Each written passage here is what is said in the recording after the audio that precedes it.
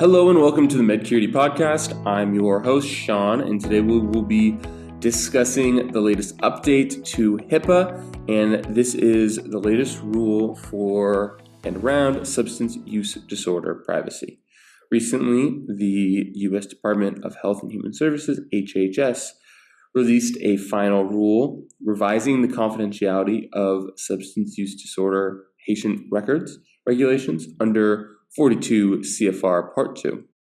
This update is aiming to better integrate these regulations with HIPAA, enhancing patient confidentiality while facilitating necessary data sharing for treatment and operations. So what's changing? Well, one significant update is the ability to share patient records under a single consent form. So what this means is that once a patient agrees, their information can be used or shared across multiple healthcare providers without requiring additional permissions for each new provider. This essentially simplifies the process, making it more streamlined both for the patients and the healthcare professionals. For instance, let's say a patient is seeing a primary care physician for their substance use disorder treatment, but they also need to see a specialist for a related condition. With this new rule, the patient only needs to sign one consent form, and their information can be shared between the primary care physician, specialist, and even the hospital if needed. So this reduces the administrative burden and ensures that healthcare providers have access to the information they need to provide the right quality care.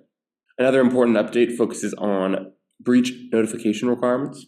The revised rule strengthens the protocols that must be followed if a patient's information is exposed.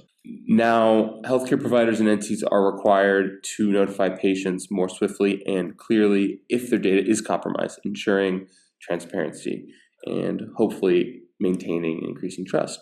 And in addition, these changes reflect the effort to modernize the handling of substance use disorder patient records with the goal of making the system more efficient while protecting sensitive patient information. And full compliance with this new rule will be required 2 years from the date of publication. So this will be 2 years from now will be the critical deadline for all covered entities or all entities in general handling SUD patient information. If you're looking for more information on this new rule, how to comply, be sure to first check out the HHS website for further details, but you can also always reach out to us here at Medcurity. We love to be a resource to help you and your organization increase and maintain your HIPAA compliance and your cybersecurity posture. So always feel free to reach out to us. That is it for today's update. It's a big one. It's a big change, or relatively a big change to HIPAA, and so something that's necessary to be knowledgeable of and keep on track of. So that's it for today's update.